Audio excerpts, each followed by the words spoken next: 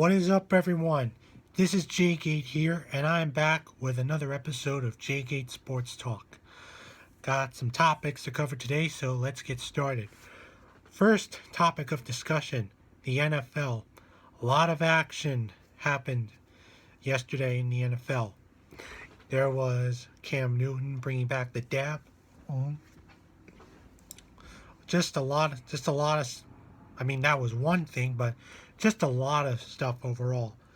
One game in particular that last night that really stood out was, or like one game that really stood out, was the fact that the Dallas Cowboys beat the Pittsburgh Steelers 35-30. And that was an unbelievable game whatsoever. Dak Prescott, 22 for 32 of passes, threw for 319 yards, 2 touchdowns. I mean, that dude has shown that he is an essential part to the Cowboys' offense. Now, it's interesting that Jerry Jones now has changed his mind about Dak Prescott, because he said earlier that Tony Romo is the Cowboys quarterback and always will be. But now Prescott, he's just too damn good. And next week, Jones said that Romo is going to be the backup for Prescott, which is really going to be interesting to see.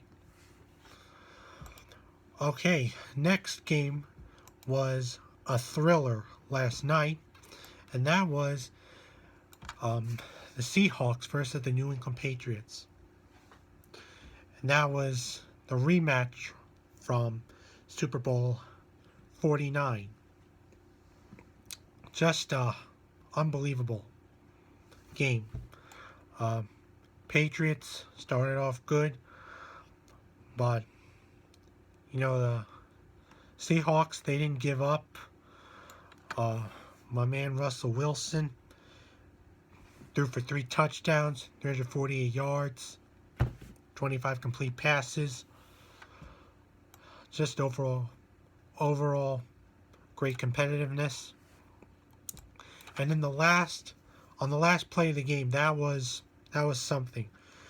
I was surprised that Brady decided to throw to Gronkowski, because I thought he would have just passed it off. But luckily, Gronkowski missed the catch, and that was just an epic way to end the game. Like, good for Pete Carroll and the whole Seahawks team. Just unbelievable. Alright, next game I'm going to be talking about is my home team, the Jets, who took on the Rams.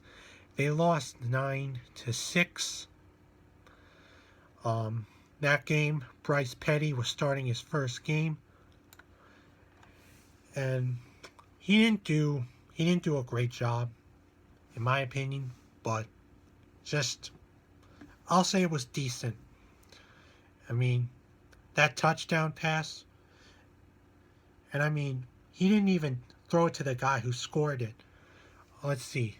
Petty threw it to Brandon Marshall, then tossed it to Bilal Powell, who made it into the end zone.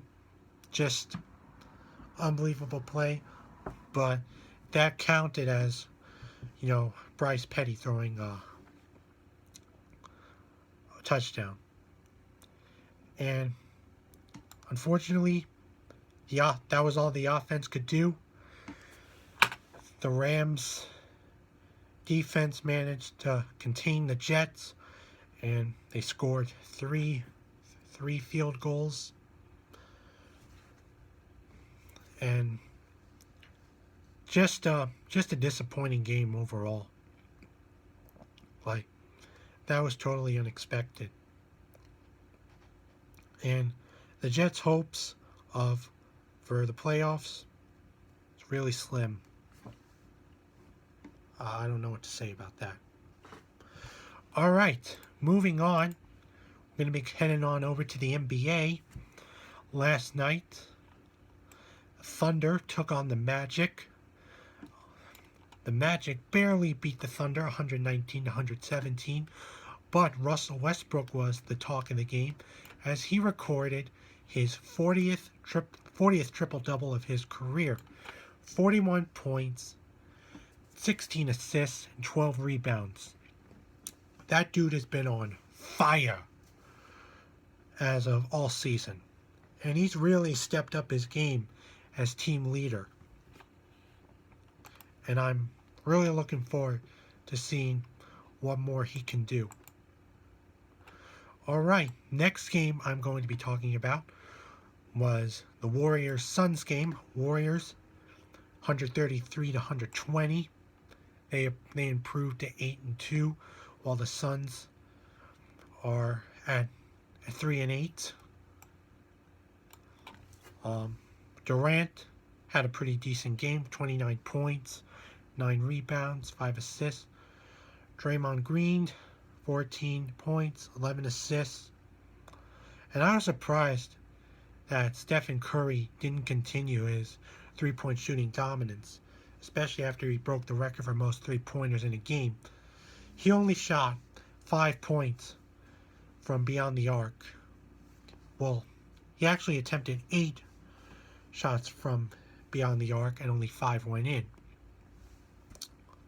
But, there's no stopping the Warriors. They're just too good of a team. And who knows what else they're going to do the rest of the season. Okay, moving on. We're going to be going to college football. And this was a really interesting weekend for college football because there were a lot of upsets. You had Iowa, who beat Michigan 14-13 on that field goal. And it was a big shock. I mean, to some it weren't because the Wolverines had lost the last 5-6 games to Iowa. But I was really hoping that they would pull it off. There was also, let's see what else. Clemson lost. That was shocking. The only team that remains undefeated is Alabama. That's just a dominant program. I don't know what to say. They've been on fire for the past couple of years. And Louisville, still doing well. Lamar Jackson, still having his Heisman season. The rankings are Alabama, Clemson is still number 2. Michigan. Actually, excuse me. That was a big mistake on my part. Alabama is still ranked number 1. That's just the way it's going to be. And let's see what happens. I'm really hoping Lamar Jackson gets Heisman because he deserves it. Now, people are going to say that there's more deserving players like Jabril Peppers, the Wolverines, or Leonard Fournette from LSU. But this is very interesting. Okay, the last topic we're going to be discussing is college basketball. College basketball is back, and I'm super pumped. Teams that are expected to do great. Duke is already 2-0. Coach K, he's done a phenomenal job, and who knows where they're going to go this season. Also, Kentucky, expected to do great. Last year's champs, Villanova, they're obviously going to do something big this season. And also, there's a lot of talk about Kansas. They're expecting to do big things. And I'm going to talk about my alma mater, FDU. They played their first game a couple days ago against Seton Hall, the Big East champs. Unfortunately, they lost 90-71. Their next game is tomorrow against the other FDU campus, Florham, and that should be an easy victory because Florham campus is Division III, and I don't know, just should be an easy win for them overall. But with the way they played last year, winning the Northeast Conference Championship and going to NCAA tournament for the first time since, like 10 years, they're expected to have a great year. And that's all I got to say about them.